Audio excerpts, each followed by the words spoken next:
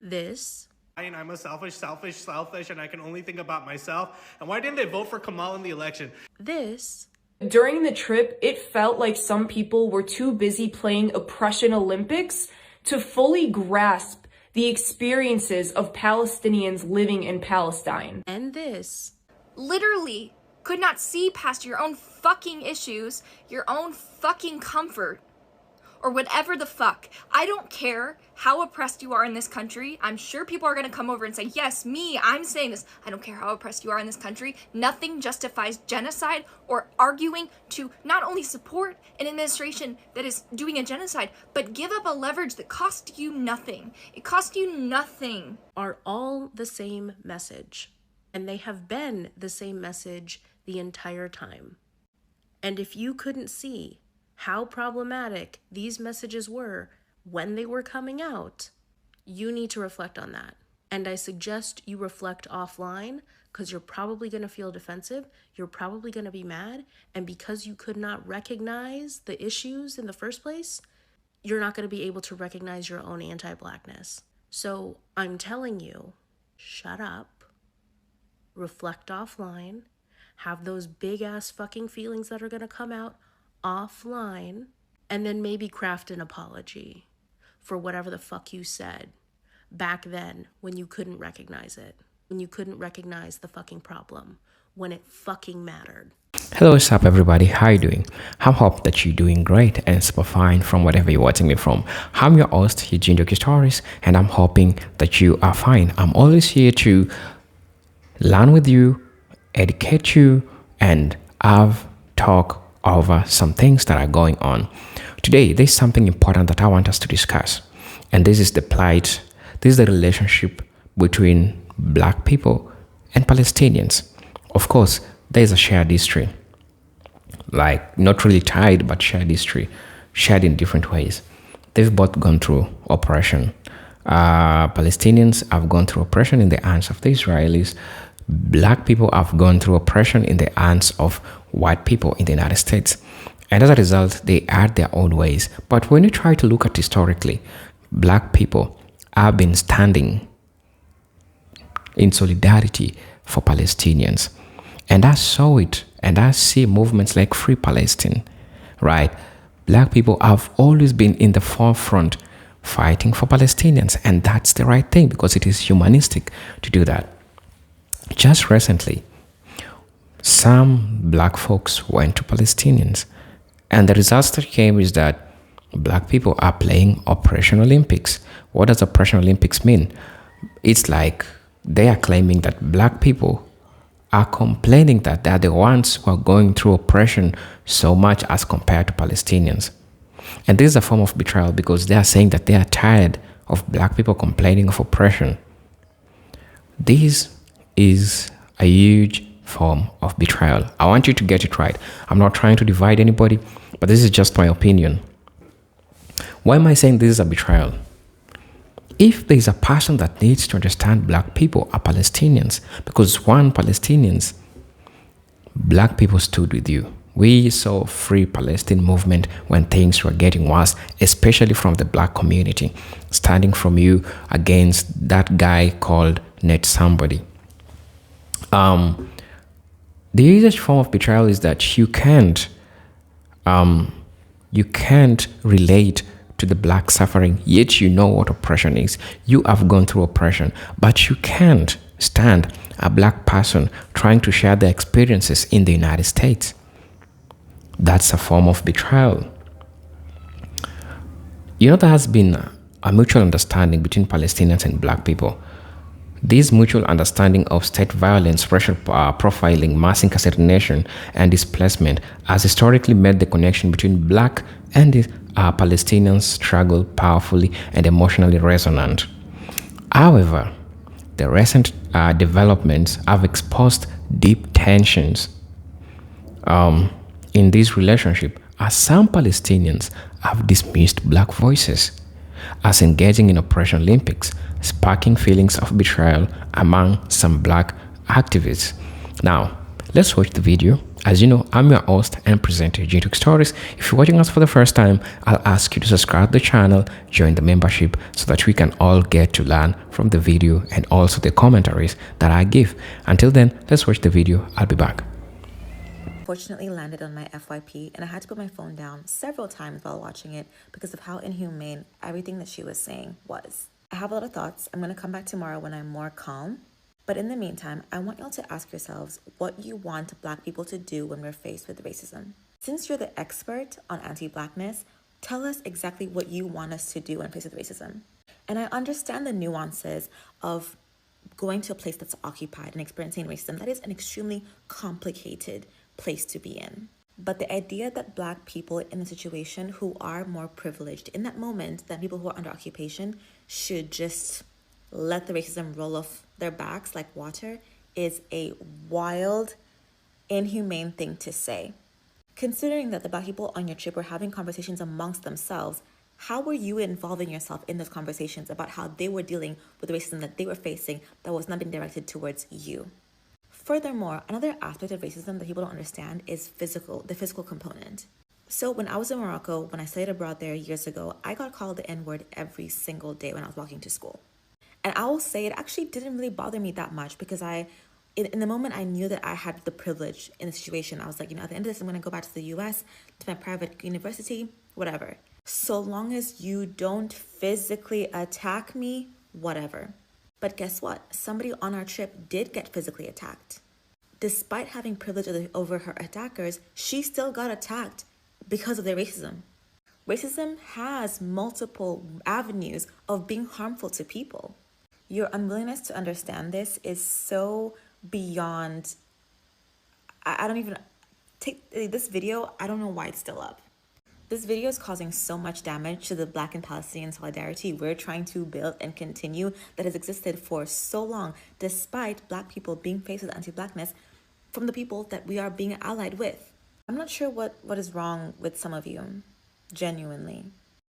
I don't know what I was expecting from my trip to Palestine, but I certainly did not expect to walk away with racial tensions between myself and the Black people in our group. And that's really disappointing for me to admit because I was so excited to go on this trip with Black Americans because I was always under the impression that Black people will be our greatest allies because they understand more than anybody what it's like to live under occupation, what it's like to be oppressed and racially profiled. But during the trip, it felt like some people were too busy playing oppression Olympics to fully grasp the experiences of Palestinians living in Palestine. Some people came on the trip with a very limited understanding of the Palestinian people and the Palestinian cause, which is problematic in and of itself. But the most problematic thing was the fact that some people were applying a Western lens of racial dynamics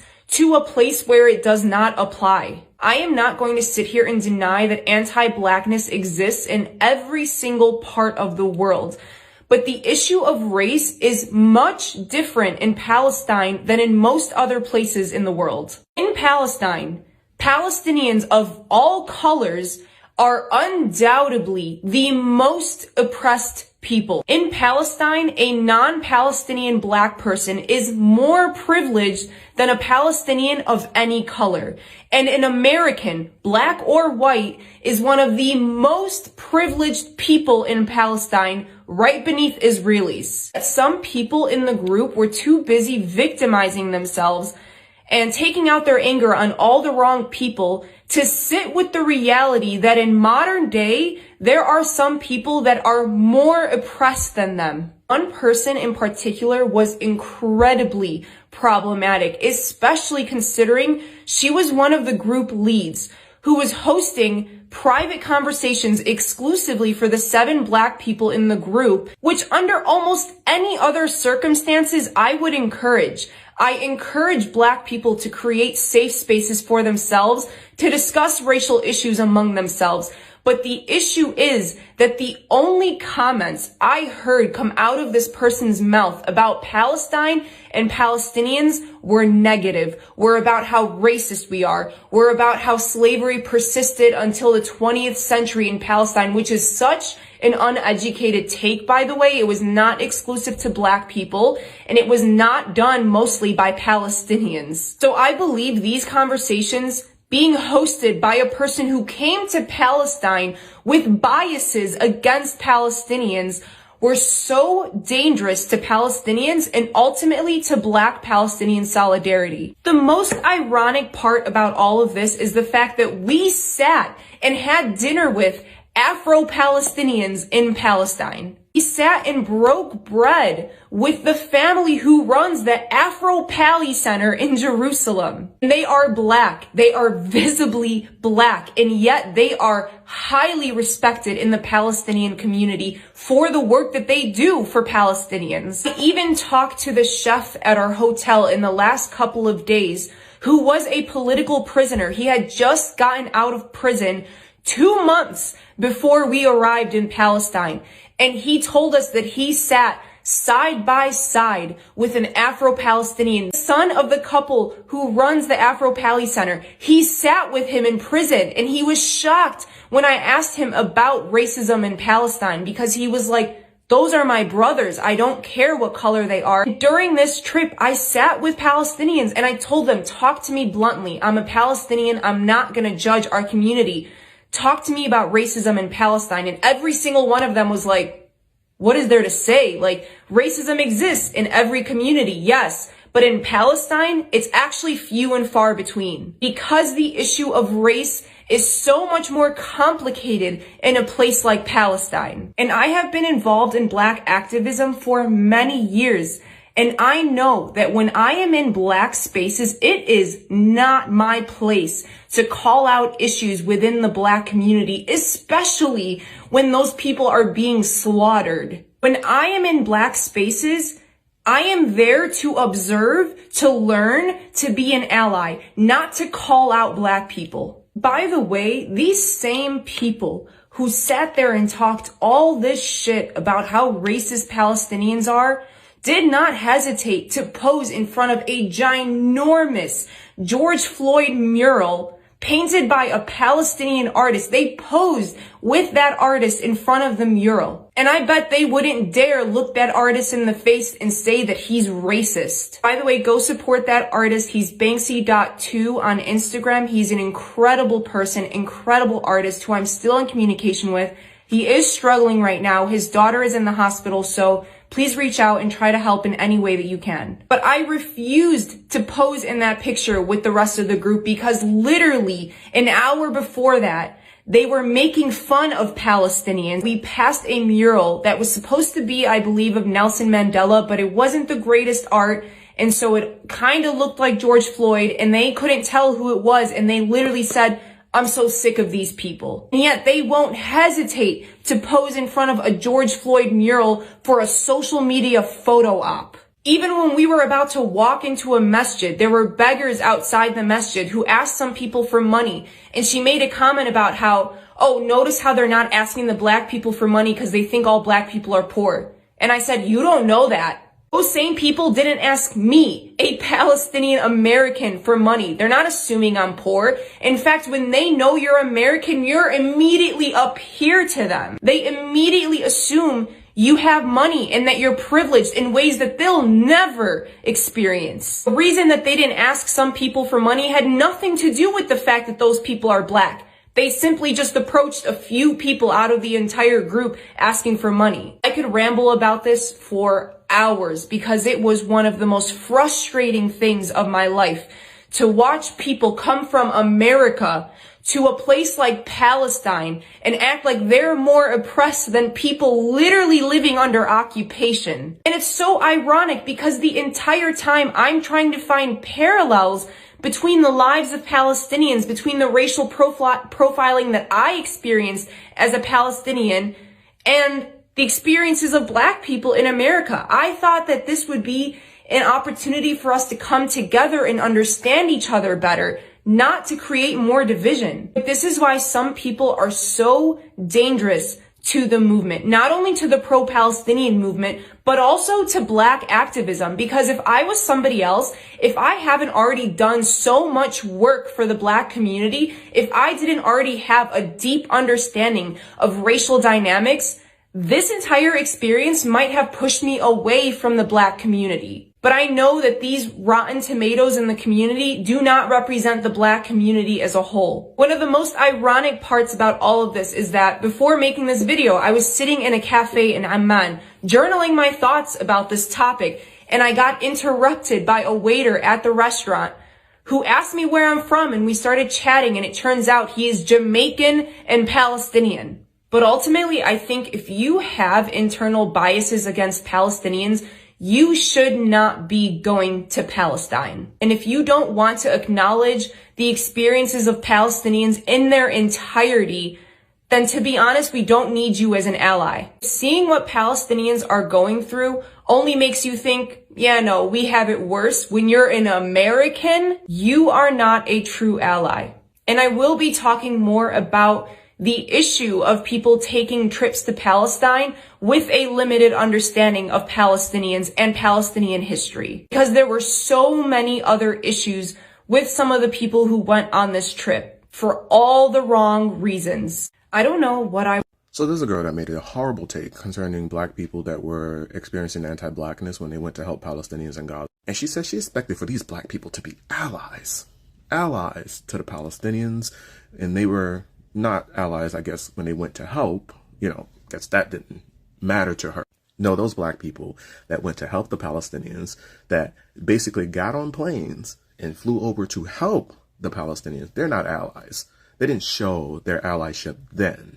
She basically said that they proved that they weren't allies because they started complaining about the anti-Blackness that they were experiencing at the hands of the Palestinians, again, that they went to help, and said that those Black people were engaging in oppression Olympics. Now, it's a stupid take. It really is a not well thought out take. It really is a not well thought out take, but it exposes a couple of things about her.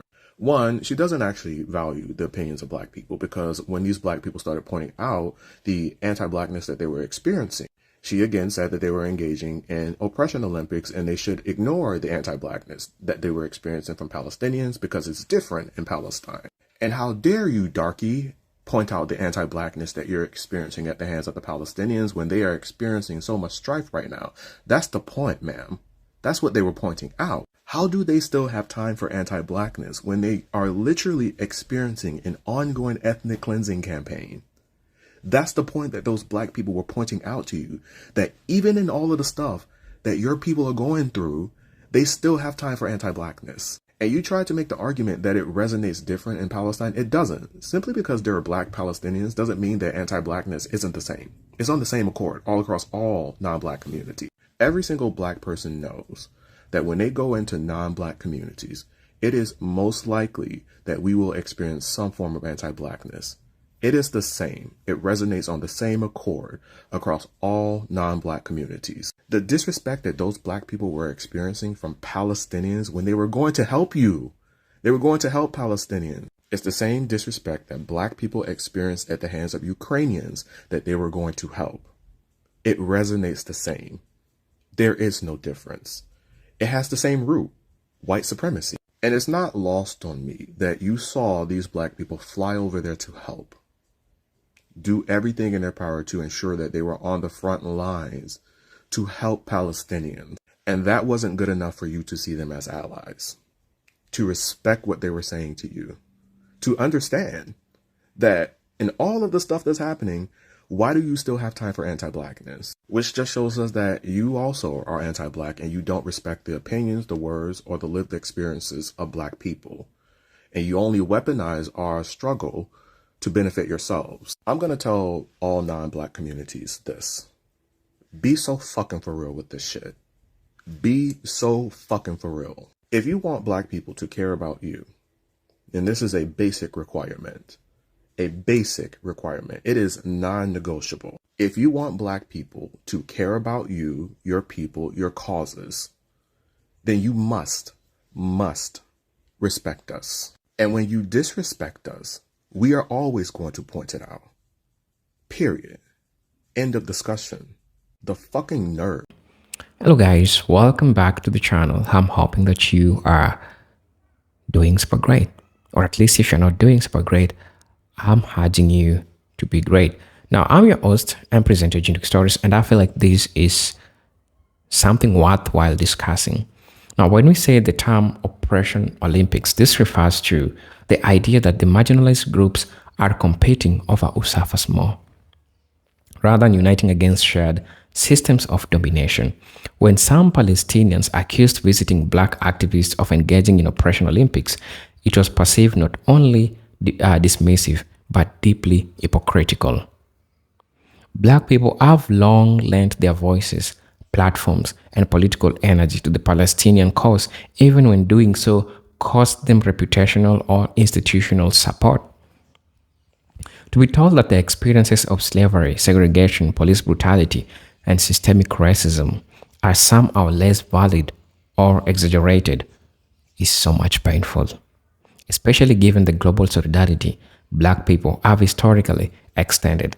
And we saw it, we did it, we stood with Palestinians. That's what we do as creators, right? Some of us risk our channels to talk about these topics. But at the end of the day, when it comes to Palestinians and now you black, because even some black Palestinians complain that they receive oppression from Arabic Palestinians. That's what happened. There's so much anti-blackness also in the Palestinian community, but that's just a topic for another day. But the most important thing is that I feel like it is important when people share solidarity, when we share unity, because by doing that, we can fight for each other. We can fight against the common enemy, and that's those people who oppress us, right? Now, the backlash hit harder because of the death of black support for Palestinians over decades. Now, let's go back to history. During apartheid in South Africa, black activists supported Palestinian liberation as part of broader anti-colonial struggle. In the 1960s and in the 1970s, the Student Nonviolent Coordination Committee, that's the SNCC, and the Nation of Islam spoke out against Zionism and U.S. support for Israel. Even in recent years, during the George Floyd protest, Palestinians activists showed solidarity by sharing techniques for resisting tear gas and oppression. Yet, despite this seemingly mutual respect, the Operation Olympics remarks represented a sharp break from that spirit of unity. It felt as though Palestinian suffering was being centered while black suffering was dismissed, as if black people were expected to give solidarity but not receive it. Now, this disconnect reflects on a broader problem in the global justice movement, the asymmetry of solidarity. Often black people are expected to show up for others, speak out, protest, donate, and advocate. But when black lives are under attack, the same energy is not reciprocated. You know very well this has been happening. Whether it's African migrants facing brutality in the Arab world or lack of international outrage over black people being killed by Western-backed regimes, the imbalance is stark. Some Palestinians, influenced by anti-blackness within Arab societies, may internalize prejudice that make them see black suffering as secondary or less significant, even while demanding global empathy for their own plight. Always we see other people try to come together with black people. There will be always the ones to benefit. Black people will even throw themselves under track for them. But when their time comes, they do nothing about it. It is all damn story of betrayal. It is always about other people. Black people will always put other people forward, use their platforms, risk it all for them. But when things turn, they never do the same. Now, the anti-black racism is not exclusively to the West. It exists across many cultures, including the Middle East, in countries like Egypt, Lebanon, and even within Palestinian territories. Black people often face discrimination, colorism, and marginalization. The legacy of Arab slave trade combined with modern-day classism and xenophobia has made black Arabs and African migrants targets of mistreatment and neglect. Therefore, when black people visit Palestine and they are told they are competing in oppression Olympics, it exposes a deeply rooted anti-black sentiment that many Arab and Palestinians have not reckoned with, even as they fight against their own oppression. I'm also going to be saying that this doesn't mean that Palestinians' cause is illegitimate, right? Or that Palestinians are anti-black. Far from it. There are many Palestinian thinkers, activists, and ordinary people who deeply respect and support black liberation. But it doesn't mean that solidarity must be a two-way street. If black people are to continue standing with Palestine, there must be honest conversation about internalized racism, colorism, and expectation that black support is automatic and unconditional. Otherwise, the alliance becomes one-sided and exploitative rather than a partnership grounded in mutual respect. Another thing that I feel like it is always important to note, that I always note it down, is that it is also important to note how global geopolitics shape these dynamics. Right, many Palestinians have been so consumed by violence of Israeli occupation and the trauma of dispossession that they haven't had the space, or perhaps they will, to examine other forms of systemic injustices. By suffering does not excuse ignorance, just as black people are called to educate themselves on global struggles. Palestinians must also be open to learn about the centuries-long fight against anti-black racism. Solidarity is not about competing for victimhood. It is about recognizing our systems of power, white supremacy, colonialism, capitalism, oppress multiple groups in interconnected ways. Also, let's go back to the betrayal. This betrayal is especially painful because black people often see themselves in the Palestinian struggle. The images of children killed, families displaced, the homes demolished evoke the trauma of slavery, lynching, redlining, and police violence. Black solidarity with Palestine has always been about shared humanity, not strategic alliance. So when that humanity is denied or dismissed by those they stood with, it feels like an erasure, not just pain, but of history. It is a reminder that being oppressed does not automatically make someone an ally or free from prejudice. Also, moving forward, these tensions must be addressed through radical honesty and dialogue. Black activists who have been dismissed or disrespected deserve acknowledgement and apology. Palestinian activists must reflect on how anti-blackness manifests in their communities and take responsibility for dismantling it. Only then can the Black-Palestinian alliance be restored on solid footing. Otherwise, the betrayal will fester, eroding decades of hard-earned trust and weaken both movements. The idea that black people are playing oppression Olympics when they speak about their suffering is not just insulting. It is historically and morally wrong. Black people have been among the loudest, most consistent voices for Palestinian liberation, and that solidarity must be recognized, not mocked. Any movement that wants to claim moral high ground must first confront the prejudices. It is extraction. For liberation movements to try to succeed, they must build on reciprocity, humility, and a shared commitment to justice for all people, not just some. I'm your host and presenter, Jinduk Stories. And for those who are watching us for the first time, I'll ask you to subscribe to the channel, join the membership, and really get to see what we can offer you so that we can all get to have these great discussions and learn together and see what also other people have to say about the same topics. Feel free to let me know what you think about the same. How would you have you handle this? Let me know. I'm your host and presenter, Jinduk Stories. But until then, peace, love, and harmony.